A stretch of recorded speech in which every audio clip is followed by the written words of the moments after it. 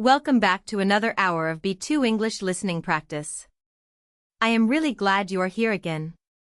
Last week, we explored the science behind everyday life, things like sleep, habits, and how our brains make decisions. This week, we are going to take a different journey. We are going to look at the world around us. We will talk about cities and how they shape the people who live in them, about the power of music, about the way technology is changing our daily lives, about travel and what it does to our minds, about food and culture, about nature and our connection to it, and finally, about the future and what it might look like for all of us. There is a lot to cover, so let us begin. Section 1. Cities and the people who live in them. If you have ever walked through a big city, you have probably felt it, that strange energy that big places have. There is noise everywhere. There are people moving in all directions. There are lights and signs and smells and sounds all competing for your attention at the same time. Cities are overwhelming in many ways, and yet millions and millions of people choose to live in them. Why is that? What is it about cities that draws people in and keeps them there? The answer is complicated, but one big part of it is opportunity. Cities are places where things happen. They are centers of business, culture, education, and innovation. If you want to start a company, find a certain kind of job, study at a great university, visit world-class museums, or simply meet people from every corner of the earth, a city gives you the best chance of doing all of those things. Cities concentrate human energy in a way that smaller places simply cannot. But cities also shape us in ways we might not even notice. When you live surrounded by millions of other people, you naturally become more aware of diversity. You see different kinds of families, hear different languages, eat different foods, and encounter worldviews very different from your own. This exposure tends to make people more open-minded over time. Research has consistently shown that people who live in diverse urban environments are generally more tolerant of difference and more comfortable with change than people who grow up in more isolated communities. This is not a criticism of small towns, it is simply an observation about how environment influences thinking. Cities also change the way we move and use time. In a big city, most people rely on public transportation, buses, subways, trams. This means spending time in shared spaces with strangers, which is a unique social experience. You learn, often without realizing it, how to be anonymous in a crowd. You learn to create a kind of private mental space even when you are physically surrounded by others. This is a skill that city dwellers develop over time, and it is quite different from the experience of someone who drives alone to work every day in a car. There are, of course, real challenges that come with urban living. Cities can be expensive. Housing costs in major cities around the world have risen dramatically in recent decades, making it harder and harder for ordinary working people to afford comfortable lives in the places they grew up. Cities can also be lonely, and this might seem paradoxical given how many people live in them. But loneliness in cities is real. When you are surrounded by strangers, it is actually quite easy to feel invisible and disconnected. Building genuine community in an urban environment requires real effort. Cities also deal with serious issues of inequality. The gap between wealthy neighborhoods and poor ones within the same city can be enormous. Sometimes, just a few blocks separate people living in very different worlds. This kind of spatial inequality is one of the great challenges of modern urban life, and city planners, politicians, and community leaders around the world are actively trying to figure out how to address it. Despite these challenges, cities continue to grow. More than half of the world's population now lives in urban areas, and that number is expected to rise significantly over the coming decades. The cities of the future will need to be smarter, greener, and more inclusive than those of the past. Architects, engineers, and urban designers are already working on innovations, from buildings that generate their own energy, to transportation systems powered entirely by renewable sources, to green spaces designed to cool neighborhoods and improve air quality. The city of the future might look quite different from the one we know today, but the basic human impulse to gather together, to build, to connect, that will remain the same. Section 2. The power of music. Let us talk about something that almost every human being on Earth has in common: music. Across every culture, in every time period that we know of, people have made music. They have sung, drummed, blown into tubes, plucked strings, and tapped rhythms on whatever surfaces were available. Music is one of the oldest and most universal of all human activities, and scientists have spent decades trying to understand why.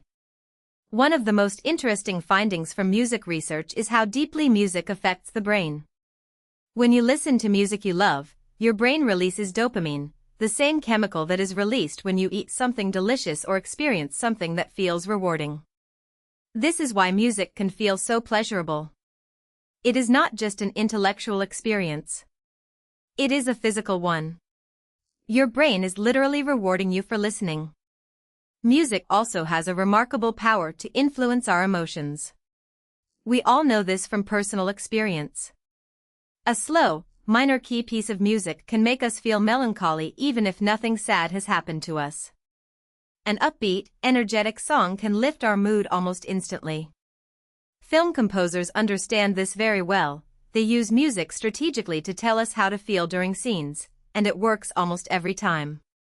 The music shapes our emotional response to what we see, often more powerfully than the visuals themselves. Beyond mood, music affects memory in fascinating ways. You have probably noticed that certain songs transport you immediately back to a specific time and place. You hear an old song from your teenage years and suddenly you are back in your childhood home, or at a school dance, or on a road trip with old friends. This phenomenon is so reliable that music therapists use it to help people with dementia reconnect with their memories. Even people who have lost much of their ability to recognize faces or remember recent events can often respond strongly to music from their past. It reaches parts of the brain that other triggers cannot. Music also has powerful social functions. Throughout human history, music has been used to coordinate group activities, to strengthen social bonds, and to mark important moments in community life. Think about the music at weddings, funerals, religious ceremonies, sporting events, and political rallies. In each case, music is doing something beyond entertainment. It is helping a group of people feel united, feel that they are part of something larger than themselves.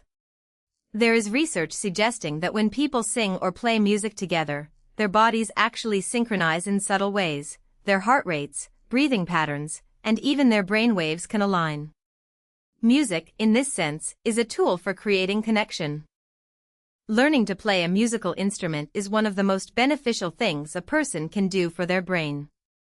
Studies show that musicians develop enhanced connections between different regions of the brain, particularly between the left hemisphere, which handles language and logic, and the right hemisphere, which handles spatial and creative thinking.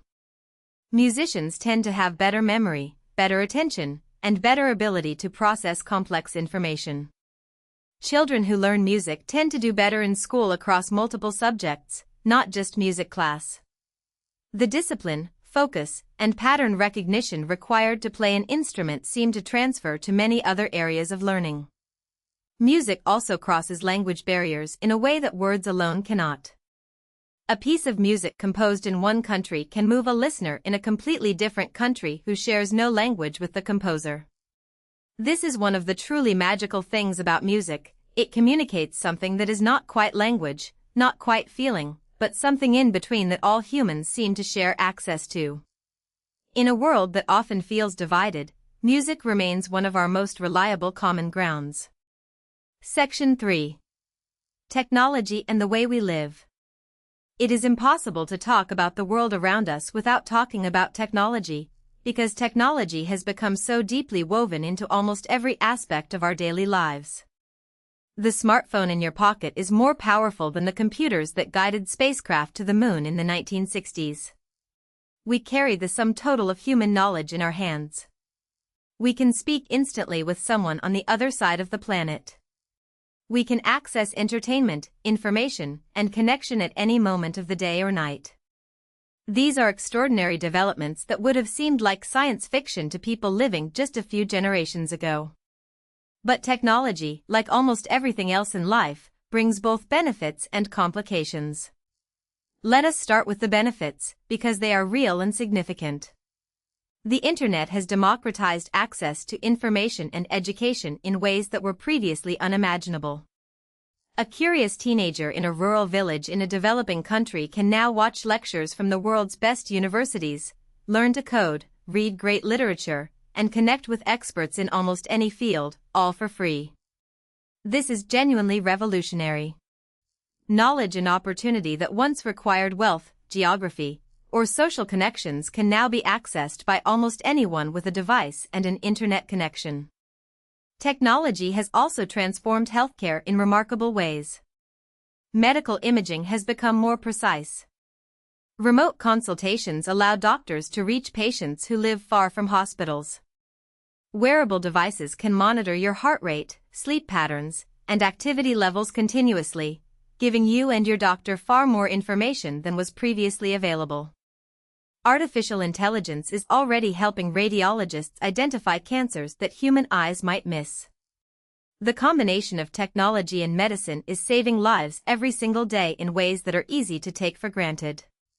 Communication technology has changed our relationships in complex ways. On the positive side, it allows us to maintain connections across great distances. Families separated by immigration can stay close. Friends who move to different countries can remain genuinely present in each other's lives. Long-distance relationships that would have been almost impossible to sustain decades ago are now manageable, even thriving, because of video calls and messaging. But there is a darker side to always being connected. Many people report feeling overwhelmed by the constant flow of notifications, messages, news, and demands on their attention. The boundary between work time and personal time has blurred significantly, and for many people it has effectively disappeared. When your boss can reach you at any hour via messaging app, and when you can check work emails from your bed at midnight, the mental separation between work and rest becomes very difficult to maintain. This has contributed to what researchers call technostress, the anxiety and exhaustion that comes from being perpetually connected and perpetually available. Social media deserves particular attention because its effects on human psychology and society are still being understood and debated. On one hand, social media platforms have enabled communities to form across geographic boundaries, have given voice to people and movements that might otherwise have gone unheard, and have provided a space for creativity and self-expression that many people find genuinely valuable. On the other hand, research links heavy social media use with increased rates of anxiety, depression, and loneliness, particularly among young people. The comparison culture that social media encourages, where people present carefully curated, idealized versions of their lives, can make others feel inadequate and left out. And the algorithm-driven nature of social media feeds tends to push people toward content that is emotionally intense and polarizing, which has contributed to increased social division and political extremism in many countries. The question of how to live well with technology is one that our society is still figuring out. Some people choose digital detoxes, periods where they deliberately step away from screens and reconnect with the offline world. Many schools are implementing policies around phone use in classrooms. Employers are experimenting with policies that protect employees from work communication outside of working hours. These are all attempts to reassert human control over tools that, in some ways, seem to have started controlling us instead. The technology that will define the next decades is already being developed. Artificial intelligence is advancing rapidly and will transform entire industries, not just manufacturing and logistics, but creative fields, healthcare, law, education, and more. Self-driving vehicles may fundamentally change how cities are designed. Biotechnology may allow us to treat diseases at the genetic level. The ethical questions raised by these technologies are immense. Who benefits? Who is harmed? Who decides how these tools are used?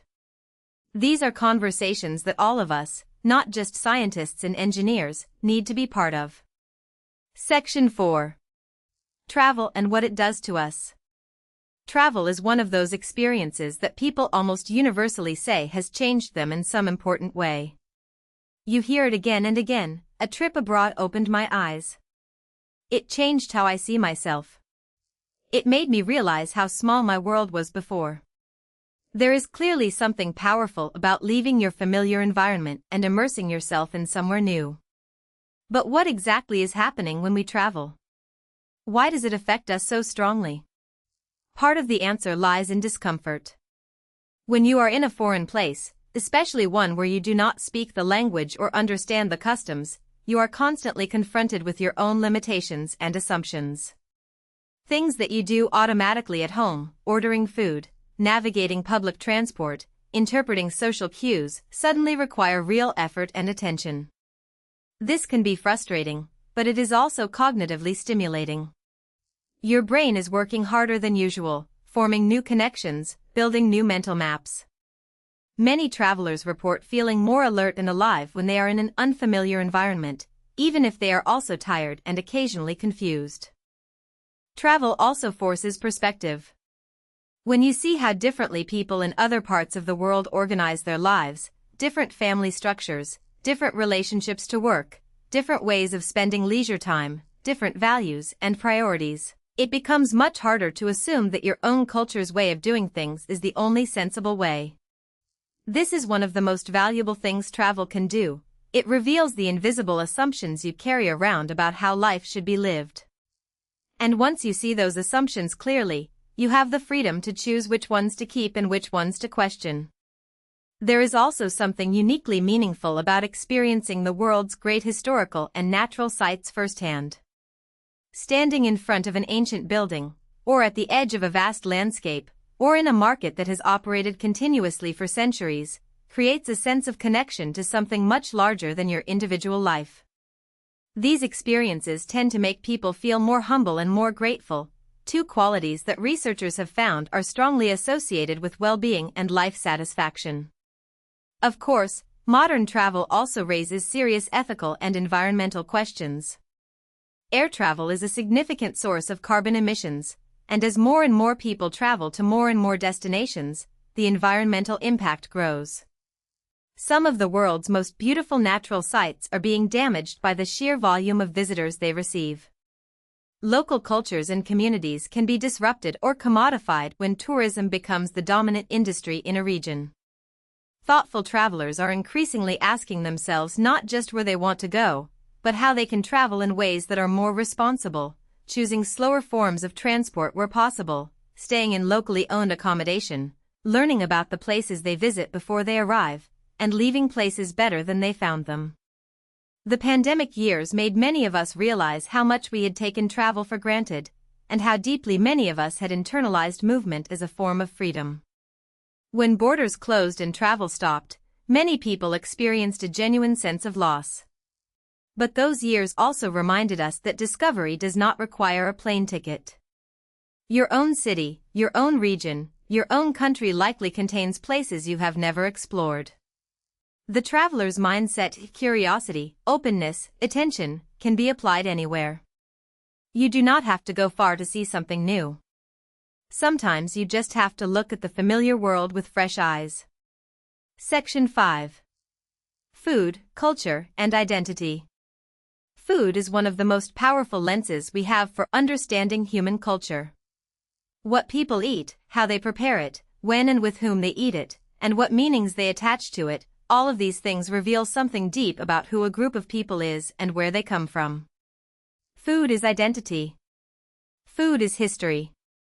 Food is, in many cases, the most direct connection people maintain to their cultural roots. Think about the role that particular foods play in family life. Many of us have memories of a grandmother's dish, a holiday meal, a recipe that has been passed down through generations. These foods are not just nourishment, they carry emotional weight and cultural meaning. They connect us to people who are no longer with us and to places we may never have visited but which feel somehow like home. When immigrants move to a new country, maintaining their food traditions is often one of the first ways they preserve their identity in an unfamiliar environment. And when their children and grandchildren carry those traditions forward, they maintain a living link to their heritage. The globalization of food has been one of the most dramatic and visible forms of cultural exchange in recent decades. 50 years ago, if you lived in a small European city, you might rarely encounter cuisine from Asia, Latin America, or the Middle East. Today, in cities and even smaller towns across the world, you can find Thai noodles, Japanese sushi, Mexican tacos, Indian curry, Lebanese hummus, and Ethiopian injera within a few blocks of each other. This represents a remarkable expansion of culinary horizons for many people.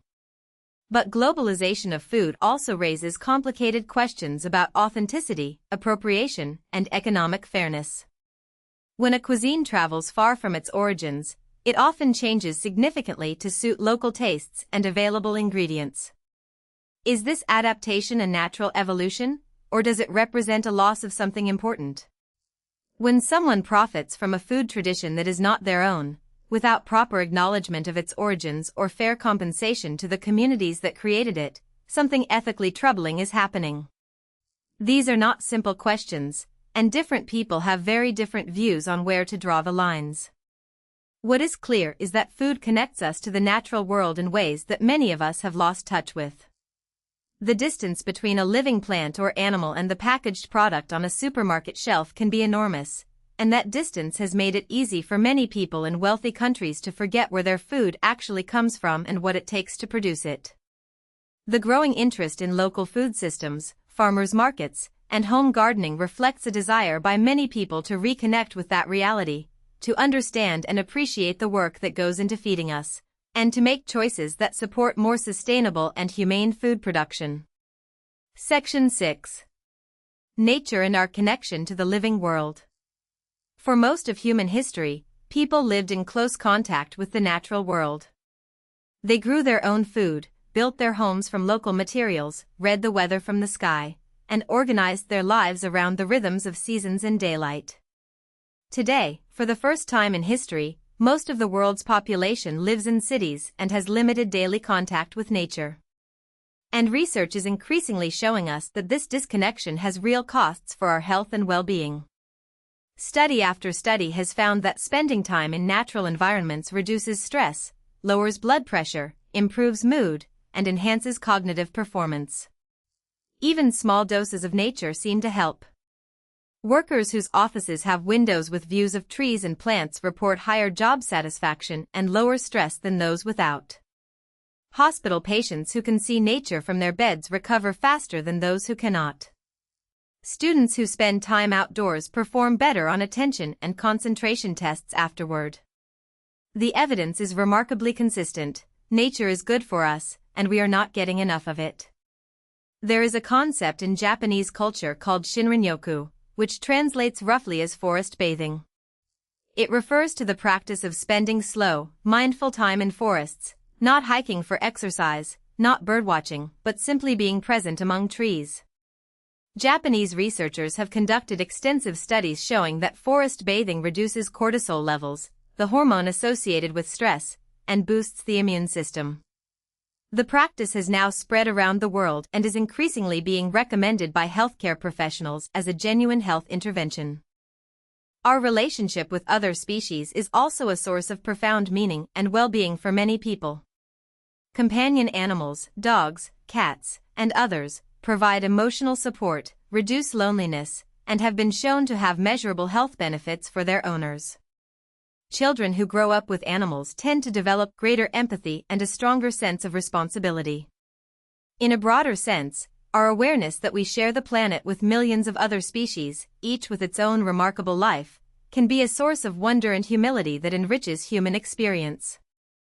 Unfortunately, the natural world is under severe pressure. Species are going extinct at a rate far higher than the natural background rate. Forests are being cleared. Oceans are being polluted and overfished.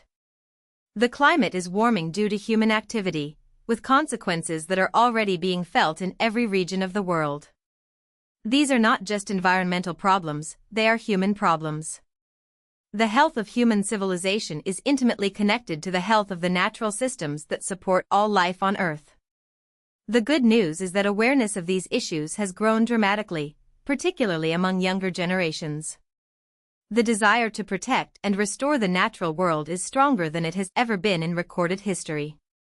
Individuals, communities, governments, and businesses are taking action, planting trees, protecting habitats, transitioning to renewable energy, reducing plastic waste, changing consumption habits. Every action, however small it seems, is part of a much larger picture. And the research on what happens when nature is protected and restored is encouraging. Ecosystems can recover remarkably quickly when given the chance. Nature is resilient. But it needs our help. Section 7. Work, Purpose, and the Future. We spend a significant portion of our waking lives working, so it is worth thinking carefully about what work means to us and how it is changing. Throughout most of human history, work was primarily about survival, obtaining food, building shelter, protecting the community. Over the past century, in many parts of the world, work has taken on additional meanings. People increasingly expect work to provide not just income, but also identity, purpose, social connection, and personal growth. This shift has created both possibilities and pressures. When work is something you find meaningful and fulfilling, it can be one of the greatest sources of satisfaction in life. Research on well-being consistently shows that people who feel their work matters, who feel they are using their strengths, and who feel connected to their colleagues tend to be happier and healthier than those who do not. A sense of purpose at work is not a luxury, it is a genuine psychological need. But the pressure to find a career that is also a calling can be crushing when it is not met. Many people do work that is necessary and valuable but that does not feel deeply fulfilling to them personally, and they can feel a sense of failure or inadequacy as a result. It is worth questioning whether this expectation, that work should be a source of profound personal meaning, is always realistic or even healthy. Work is one part of a full human life, not the whole of it. Meaning and purpose can come from many sources: family, community, creative pursuits, spiritual life, friendship. A job that pays the bills and is neither harmful nor humiliating is a reasonable thing for many people to want, without apology. The future of work is being shaped by several powerful forces simultaneously.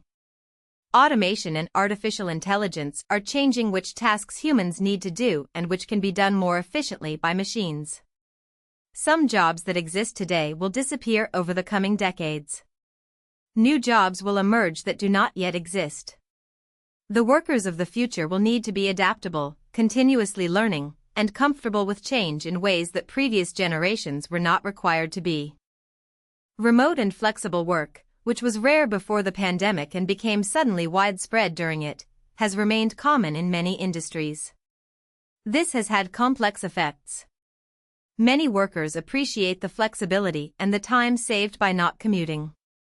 But others have found that working from home blurs the line between personal and professional life in uncomfortable ways, reduces the social connection that makes work enjoyable, and makes collaboration and creativity harder. Different people, different roles, and different family situations lead to very different experiences of remote work, and there is no single answer that works for everyone. What seems clear is that the human need for meaningful contribution, for connection, and for a sense of competence will not disappear no matter how much technology changes the landscape of work. We will continue to need to feel useful, to feel that we are part of something, and to feel that we are growing and developing as people. The challenge for the coming decades is to design work systems, and economic systems more broadly, that make these things possible for the greatest number of people, not just for those lucky enough to be in privileged positions. Section 8. Looking forward with hope. We have covered a great deal of ground in this session. We have talked about cities and what they do to us. We have explored the power of music and how it connects us. We have thought about technology, its tremendous benefits and its genuine challenges. We have considered what travel does to our minds and our perspectives. We have looked at how food connects us to culture and identity. We have reflected on our relationship with the natural world and why it matters so deeply. And we have thought about work, purpose, and the changing shape of the future. One thing that runs through all of these topics, if you look carefully, is the human capacity for adaptation. Cities have changed dramatically over time and will change again. Music has taken countless forms across cultures and centuries and continues to evolve. Technology that seemed impossibly advanced a decade ago is now ordinary. travelers have always found ways to cross unfamiliar terrain. Food traditions that seemed fixed have flowed and blended across the world. Nature, when given the chance, recovers and regrows. Work has transformed again and again through history. And through all of these changes, human beings have found ways to adapt, to make meaning, and to carry on. This does not mean that the challenges we face are not serious, they are. Climate change, inequality, political polarization, the risks associated with powerful new technologies, these are real and urgent problems that require serious attention and collective action. But the story of humanity is also a story of remarkable problem-solving, cooperation, and resilience. We have faced seemingly impossible challenges before and found ways through them. There is also, I think, value in simply paying attention to the beauty and richness of the world we live in. The city that exhausts you also dazzles you. The music that makes you cry also makes you feel less alone. The technology that overwhelms you also connects you to people and ideas you would never otherwise encounter. The place you travel to that confuses you also opens your mind. The food that takes you back to your grandmother's kitchen also introduces you to something entirely new. The forest that calms you also reminds you of your place in something vast and ancient. The work that frustrates you also, sometimes, fills you with pride. We are alive at an extraordinary moment in history. The world is changing faster than it ever has, and that is both thrilling and frightening. But the fundamental things that make life worth living, love, curiosity, creativity, community, beauty, purpose, these are not changing. They are as available to us as they have ever been. Maybe more so. Section 9. Sport, competition, and what they reveal about us. Sport is one of the oldest and most universal human activities. In every known culture, in every era of recorded history, people have competed physically, racing, wrestling, throwing, swimming, kicking, striking. The forms change, the rules evolve, the technologies improve. But the fundamental impulse to test oneself against others, and against the limits of one's own body, seems to be deeply embedded in what it means to be human. Why do we love sport so much? Part of the answer is physical. Our bodies were built for movement. For most of human history, survival required physical effort, hunting, farming, building, carrying, fleeing. The pleasure we feel in physical exertion is, in part, an evolutionary inheritance. Regular movement releases endorphins, reduces stress hormones, and improves mood in ways that are now very well documented. Many people who exercise regularly describe it not as something they force themselves to do, but as something their body actually craves. But sport is more than physical exercise. It is also a theater of emotion, identity, and meaning. When your team wins an important match, you feel something that is surprisingly close to personal pride, even if you contributed nothing to the victory yourself. When your team loses, the disappointment can be genuinely painful. Psychologists call this connection parasocial, a one-sided emotional relationship where the fan invests real feeling in people who do not know them personally. This might sound strange when described clinically, but it is one of the most common and powerful human experiences. Sport gives millions of people a sense of belonging to something larger than themselves, a shared emotional life with strangers who wear the same colors.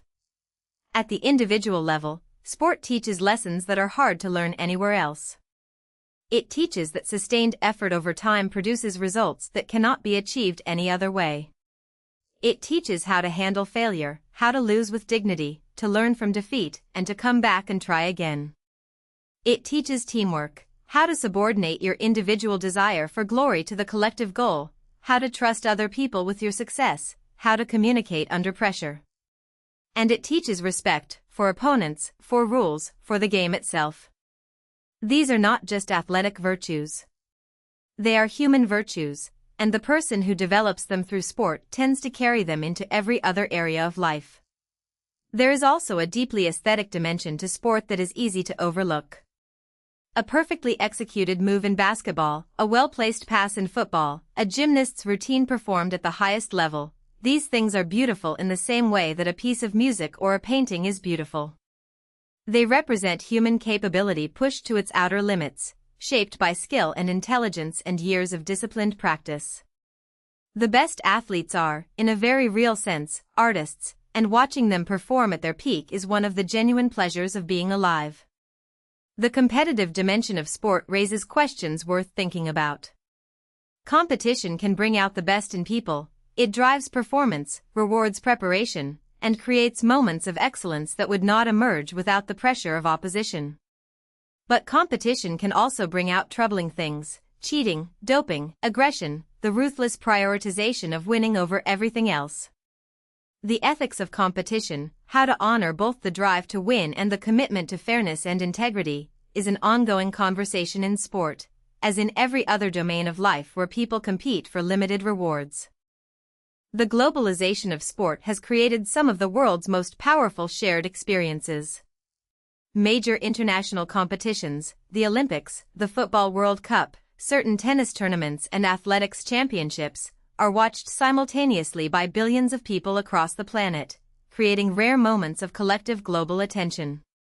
In these moments, the differences between nations and cultures feel, briefly, less important than the shared drama on the field.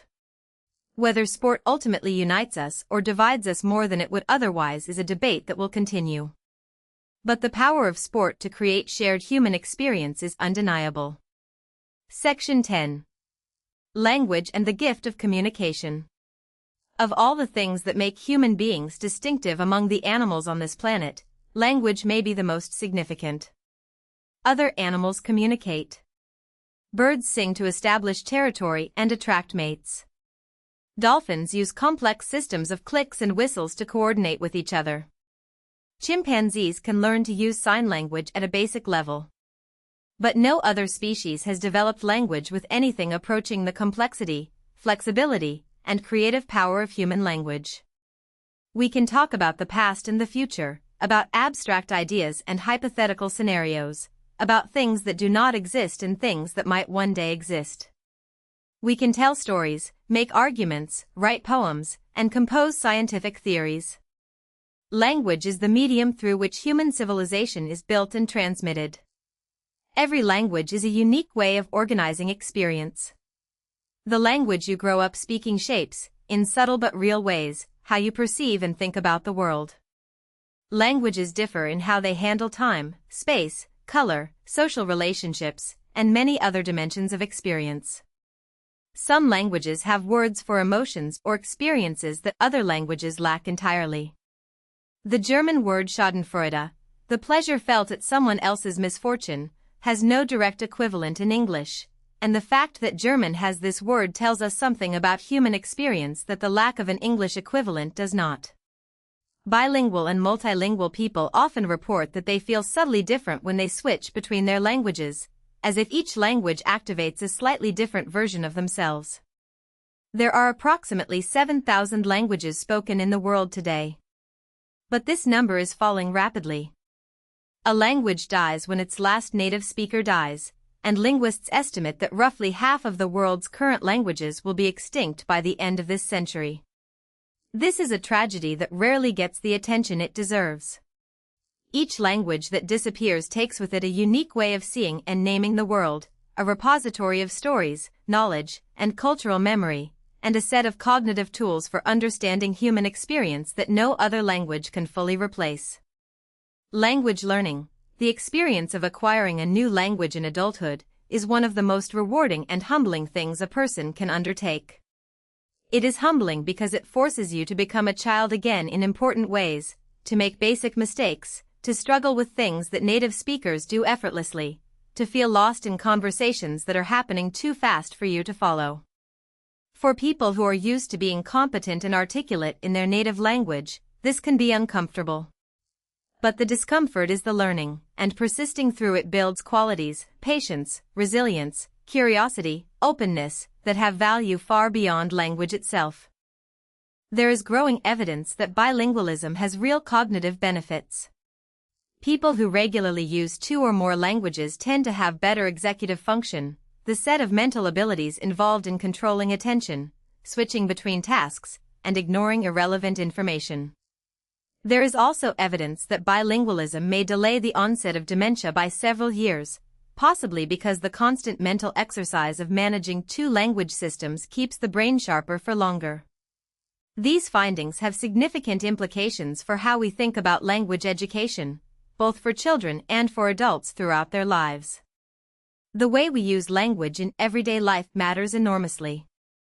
The words we choose to describe our experiences shape how we understand those experiences. Research has shown that people who describe their difficult emotions in precise, specific terms, not just saying "I feel bad," but identifying whether they feel anxious, or disappointed, or embarrassed, or resentful, are better able to regulate those emotions and find constructive responses to difficult situations. This capacity, which psychologists call emotional granularity, is a skill that can be developed through paying more careful attention to language. In this sense, expanding your vocabulary is not just an intellectual exercise. It is an investment in your emotional intelligence and psychological well-being.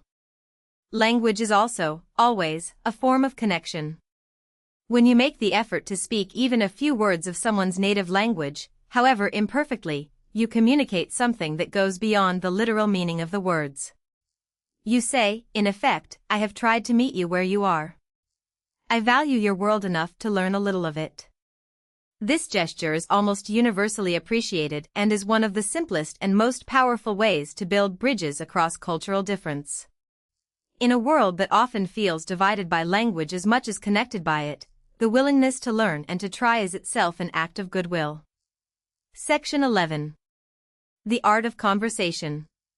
One of the most underrated skills in modern life is the ability to have a genuinely good conversation. Not the kind of conversation where you wait for your turn to speak, not the kind where you scroll through your phone while half listening, but a real, engaged, mutual exchange where two or more people are truly present with each other and genuinely interested in what the other person has to say. These kinds of conversations are rarer than they should be, and when they happen, they tend to be deeply satisfying in a way that most other activities are not.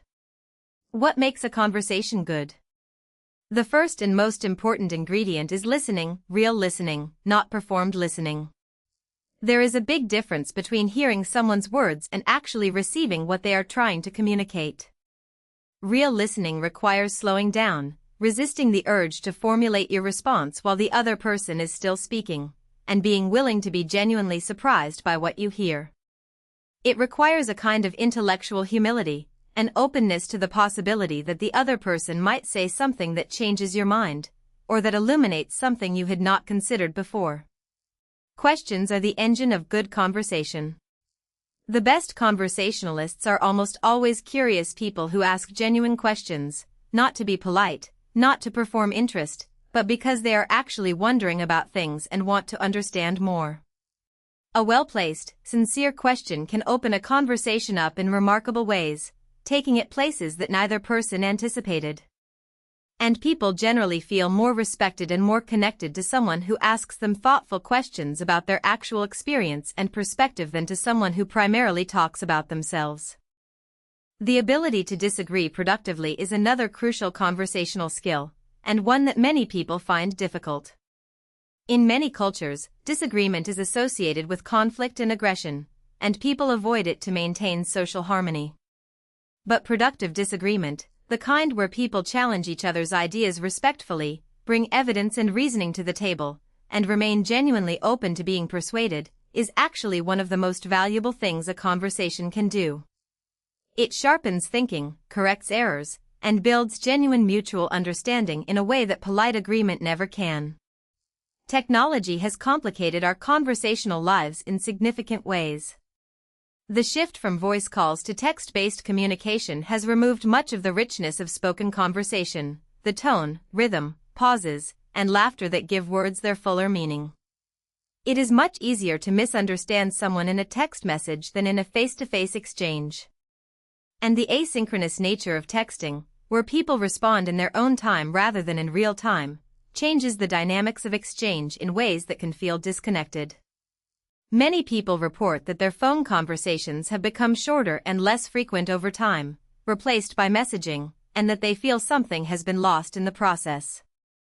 At the same time, technology has opened up new forms of conversation and community. Online forums, discussion groups, and social platforms have allowed people to find others who share very specific interests or experiences that they could not have connected with in their immediate physical environment. Someone living in a small town with an unusual medical condition, or a very specific creative interest, or a minority cultural background can now find a community of people who understand their experience. This kind of connection is genuinely valuable and should not be dismissed. The conversation most worth having, the one that most enriches human life, is ultimately the one that happens between people who are genuinely curious about each other, willing to listen, and brave enough to be honest. These conversations happen in kitchens and on park benches and in cafes and in long car rides and during late nights with old friends. They are not dramatic or glamorous. But they are the fabric of real human connection, and they matter more than almost anything else. Section 10. Friendship and how it changes through life. Friendship is one of the greatest gifts of human existence. The philosopher Aristotle argued that friendship was not a luxury but a necessity, that a person without friends was either a beast or a god, because friendship is fundamental to what it means to be fully human. Most people who have experienced deep, lasting friendship would probably agree with him. A life without true friendship would be a much diminished life. But friendship is also something that changes significantly as we move through different phases of life, and these changes can sometimes be painful or confusing if we do not understand what is happening. In childhood, friendships form easily and quickly, based largely on proximity and shared play. Children become friends with whoever lives nearby, whoever is in their class, whoever is on their sports team. The criteria are simple and the bonds can form almost overnight. In adolescence, friendship takes on enormous emotional weight. Teenagers rely on their peer groups in ways that feel almost as intense as family bonds, sometimes more intense. This is developmentally appropriate. Young people are in the process of establishing their identities separate from their families, and their friends become the mirror in which they see themselves most clearly. The pain of social rejection in adolescence is so acute precisely because the peer group feels existentially important at that stage of life. In young adulthood, particularly during university years, many people form some of the deepest friendships of their lives. You are thrown together with people at a formative time, away from your families, facing new experiences and big questions together. You have time. You have energy. You are all equally new to the situation. The conditions are almost ideal for close friendship to form, and the bonds that form during this period often last a lifetime. Then life changes. Careers develop. Partners are found. Children are born. People move to different cities and countries for work or family reasons. And suddenly, maintaining friendships requires real effort in a way that it never did before. You can no longer simply walk down the hall and knock on a friend's door. You have to plan, schedule, travel, and carve out time in a life that has grown very full. Some friendships survive this transition. Others fade, not because of any conflict or falling out, but simply because life moves people in different directions. Research on adult friendship shows that many people find it genuinely difficult to make new close friends after their mid-20s. The conditions that made friendship easy in youth, proximity, repeated contact, shared experiences, mutual vulnerability, are much harder to recreate in adult life. Many adults report that they feel they have acquaintances but not true friends, or that they have drifted away from old friends without managing to form new ones. This is a form of loneliness that is rarely discussed openly, perhaps because it carries a stigma, as though having few close friends means there is something wrong with you. But it is actually extremely common and is linked in part to the structure of modern life rather than any personal failing. The research on friendship and health is striking. People with strong social connections live longer, healthier lives. They have better immune function, lower rates of depression, faster recovery from illness, and greater life satisfaction. The effect is comparable in magnitude to the health effects of not smoking. Loneliness, conversely, has been identified as a major public health concern in several countries, with some governments even appointing ministers specifically responsible for addressing it. The social need for genuine connection is not a weakness, it is a biological imperative. Maintaining friendships in adult life requires making them a conscious priority rather than something that happens automatically. It requires picking up the phone when the easier thing is to send a text. It requires making the trip even when it is inconvenient. It requires being willing to be vulnerable, to share what is really going on rather than projecting a polished image. And it requires accepting that adult friendships look different from teenage ones, less daily contact, perhaps, but deeper appreciation for the contact that does happen. If you have a friend who has known you for many years and still chooses to spend time with you, that is one of the most meaningful things in the world. Section 11. Creativity in everyday life. When most people hear the word creativity, they tend to think of artists, musicians, writers, designers, people whose job involves making things that are visually or aesthetically striking.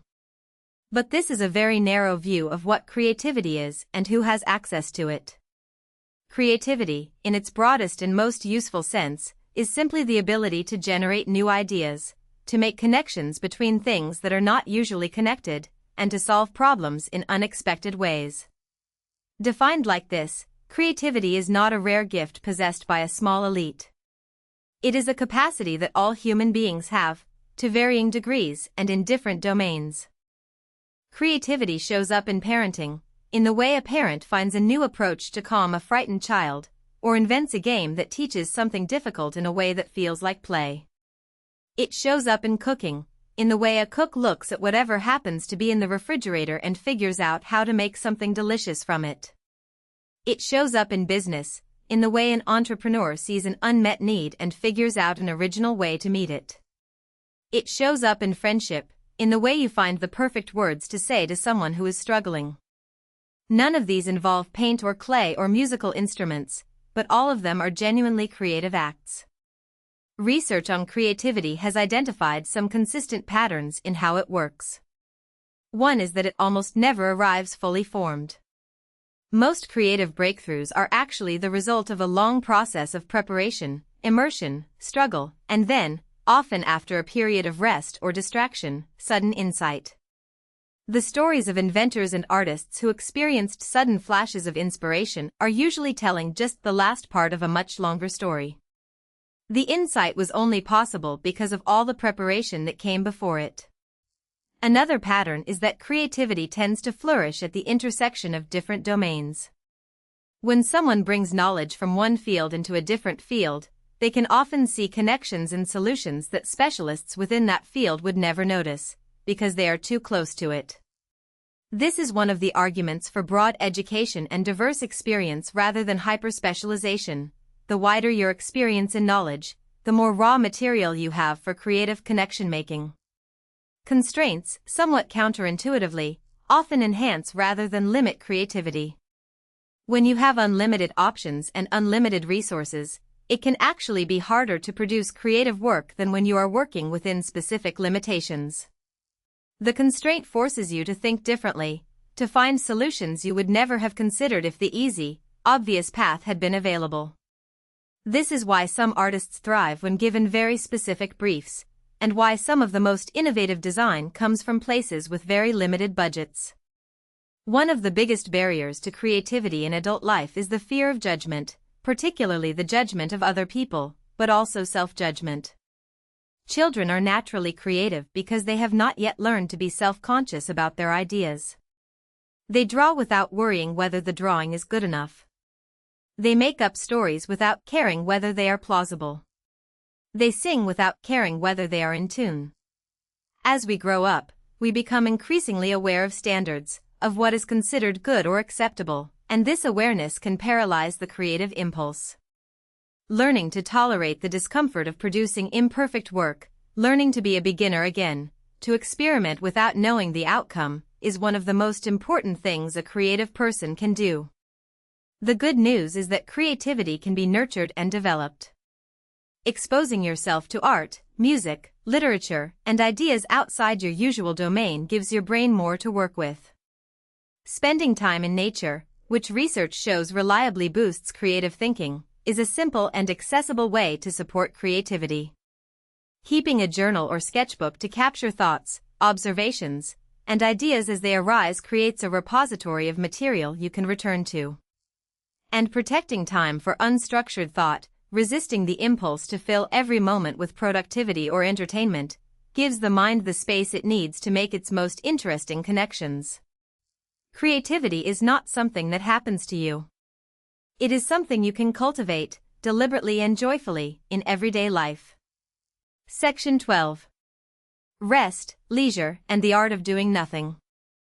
We have spent most of this session talking about things we do, cities we live in, music we make and listen to, technology we use, places we travel to, food we eat and share, work we engage in, conversations we have, friendships we maintain, creative acts we perform. But there is one more thing worth talking about, and it is the one that many people in the modern world are worst at: rest. Real rest, not the passive consumption of entertainment, not scrolling through a feed until you fall asleep, but genuine restoration of the mind and body, is increasingly rare and increasingly difficult to achieve for many people. We live in a culture that glorifies busyness. Saying you are busy is a form of status.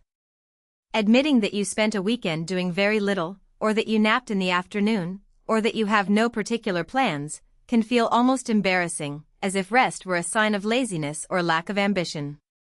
But the science of rest tells a very different story. The brain does not actually rest when we sleep or when we engage in passive activities. It enters what neuroscientists call the default mode network, a state of seemingly unfocused mental activity during which it does some of its most important work. It consolidates memories. It processes emotions. It makes connections between disparate pieces of information. It rehearses future scenarios. This is why we often have our best ideas in the shower, or on a walk, or just as we are waking up, because these are moments when the focused, task-oriented part of the brain steps back and lets this background processing come forward. Different people find rest in different activities, and it is important to understand the difference between activities that genuinely restore you and those that merely distract you. For many people, certain forms of physical activity, walking, gardening, swimming, yoga, are restorative in a way that watching television is not, even though the latter requires less effort. The restorative power of an activity seems to be related to whether it allows the mind to wander freely, without demands or judgments. The Japanese concept of ma, which roughly translates as empty space or pause, offers a useful way to think about rest. In Japanese art, architecture, and music, ma refers to the meaningful negative space between things, the silence between notes in music, the empty space in a painting, the pause in a conversation. Far from being absence or emptiness, ma is understood as a kind of presence, a quality that gives the surrounding elements their meaning and their breathing room. We might think about rest in our own lives the same way, not as an absence of activity, but as a quality of space that gives everything else its meaning and sustainability. Learning to rest well is actually a skill, and like all skills it can be developed with practice. It begins with giving yourself permission, real, genuine permission, not grudging permission, to stop. To not be productive for a period of time. To simply be present, in your body and in the world, without an agenda. This is harder than it sounds for many people, particularly those whose sense of self-worth is tightly tied to their productivity and achievements. But the capacity for genuine rest is part of what makes a full, sustainable, creative human life possible. Without it, we run down. We lose perspective. We lose joy. And we become less effective at all the things we are so reluctant to stop doing. As we close this session, I want to invite you to consider what genuine rest looks and feels like for you. Not what you are supposed to do, not what someone else would do, but what actually restores you and makes you feel more fully yourself. Maybe it is a long walk without your phone. Maybe it is reading a novel with a cup of tea. Maybe it is sitting in a garden or on a balcony and watching the light change.